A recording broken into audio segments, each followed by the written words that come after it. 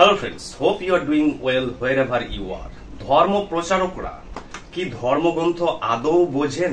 অর্থাৎ এই পৃথিবীতে যদি 700 কোটি মানুষ থাকেন এবং তার মধ্যে ধরুন যে ধর্ম প্রচারকরা যদি থেকে থাকেন, তাহলে তাদের মধ্যে আমার দৃঢ় বিশ্বাস এবং আমার যতদূর জ্ঞান এখান থেকে হয়েছে যে তাদের মধ্যে 99.99-এরও বেশি কিন্তু সংখ্যা হবে যে ধর্মীয় প্রচারক যারা আছেন বিভিন্ন ধর্মের, সেটা ইসলাম হতে পারে, হিন্দু ধর্ম, বাইবেল, জুরাস্ট্রিয়ানিজম বা জুডাইজম, সেটা যে ধর্মেই হোক, ক্রিশ্চিয়ানিটি হোক বা যাই বুদ্ধিজম হোক, এই ধর্মীয় প্রচারকরা ম্যাক্সিমাম নয়, প্রায় সবই ধরে নিতে পারেন কয়েকজন বাদে, যে এরা ধর্ম প্রচার করেন বিভিন্ন জায়গায়। বিভিন্ন ধর্মীয় তাদের আভূষণ, তাদের ধর্মীয় পোশাক দেখে মনে হয় যে এরা অনেক কিছু বোঝেন, কিন্তু ভালো করে জেনে রাখবেন, আপনি মনস্তাত্ত্বিক ভাবে দার্শনিক বৈজ্ঞানিক তদন্ত করবেন, অনুসন্ধান করবেন, দেখবেন যে এদের কেউ ধর্মগ্রন্থ বোঝেন না। সেটা কিভাবে বুঝবেন? নাম্বার 1, ধর্মগ্রন্থ বুঝতে গেলে গভীর বিজ্ঞানের জ্ঞান লাগবে, ডিপ নলেজ অফ সায়েন্স। দ্বিতীয়, ধর্মগ্রন্থ বোঝার জন্য ডিপ নলেজ অফ ফিলোসফি লাগবে, অর্থাৎ দর্শনের গভীর জ্ঞান লাগবে। তৃতীয়, ধর্মগ্রন্থ বুঝতে গেলে মনোবিজ্ঞানের গভীর জ্ঞান লাগবে, অর্থাৎ ডিপ নলেজ অফ সাইকোলজি। চতুর্থ, ধর্মগ্রন্থ বোঝার জন্য ডিপ নলেজ অফ লিটারেচার লাগবে, অর্থাৎ বিশ্ব সাহিত্যকে কিন্তু ভালোভাবে জানতে হবে। আর এই 4টি গুণাবলী যে বললাম, যে বিজ্ঞান, দর্শন, মনোবিজ্ঞান এবং সাহিত্য, এই 4টি গুণাবলী কিন্তু এই সমস্ত ধর্মীয় প্রচারকদের মধ্যে কিন্তু কারো মধ্যে থাকে না, যদিও 1-2 বাদে।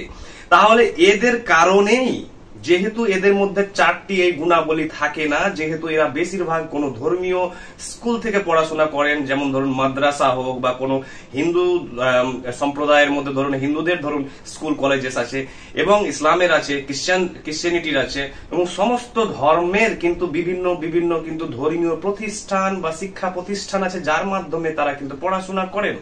এবং এই ধর্মীয় প্রচারকরা বেশিরভাগই কিন্তু স্কুল ড্রপ আউট হন, কলেজ ড্রপ আউট হন, ইউনিভার্সিটি ড্রপ আউট হন।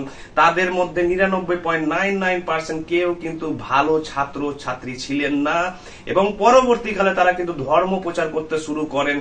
কিন্তু এই ধর্ম প্রচারের ভুল ব্যাখ্যার জন্যই কিন্তু নাস্তিকদের সংখ্যা হু হু করে বাড়ছে, সমাজে বিবাদ বেড়ে চলেছে, বিভাজন, কলহ, দাঙ্গা, সাম্প্রদায়িক অস্থিরতা থেকে ঘৃণা, ঈর্ষা বেড়ে চলেছে। কারণ এই ধর্মীয় প্রচারকদের যেহেতু 4টি গুণাবলী না থাকার ফলে কিন্তু এরা যেহেতু যা কিছু বলবেন তাই কিন্তু বলবেন যে অর্ধ সত্য, না হলে ভুল।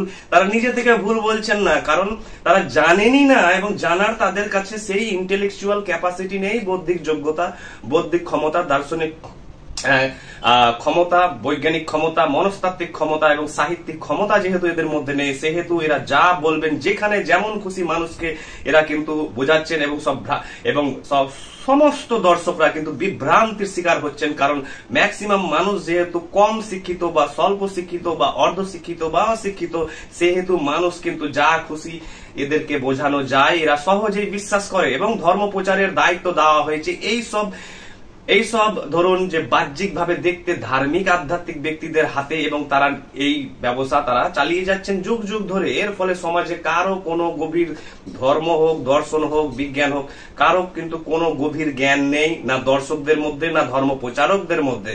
এর ফলে ধর্ম হয়ে দাঁড়িয়েছে জাস্ট একটি ব্যবসা, বিজনেস, আর একটি টাইম পাসের জিনিস, এবং একটি কলহ, বিতর্ক, তর্ক থেকে বিভাজন, বিবাদের কেন্দ্রস্থল হয়ে দাঁড়িয়েছে। কারণ ধর্মগ্রন্থে, প্রত্যেক ধর্মগ্রন্থে, আপনি আস্তিক হন বা নাস্তিক, প্রত্যেক ধর্মগ্রন্থে দর্শন পাবেন, বিজ্ঞান পাবেন, সাহিত্য পাবেন, মনোবিজ্ঞান পাবেন, পলিটিক্স পাবেন, সোসাইটি পাবেন, সমস্ত মানবীয় যা সভ্যতার গুণাবলী আছে তা সমস্ত কিছু ধর্মগ্রন্থে পাবেন। এবং ধর্মগ্রন্থকে বোঝার জন্য এই 4টের জ্ঞান যদি গভীরভাবে না থাকে, তাহলে কিন্তু তারা কিছুই বুঝতে পারবেন না। আর যার উদাহরণ, আপনি যে কোনো ধর্মীয় প্রবক্তা বা বক্তাকে আপনি আমার সাথে ইউটিউব লাইভে বসিয়ে দেন, যে কোনো ধর্মীয় সম্প্রদায় বা যে কোনো ধর্মের ধর্ম প্রচারককে আমার সাথে নিয়ে আসুন, আমি তার সাথে ধর্ম আলোচনা এবং ডিবেট করব, এবং আমি দেখতে চাই উনাকে যে তিনি বিজ্ঞানের গভীরতা তার মধ্যে কতটা, দর্শনের গভীরতা তার মধ্যে কতটা, তার মধ্যে মনোবিজ্ঞানের গভীরতার কতটা, সাহিত্যের গভীরতা। যদি এগুলো না থাকে তাহলে তারা কি করবে? শুধু ধর্মগ্রন্থ থেকে ধরুন সূরা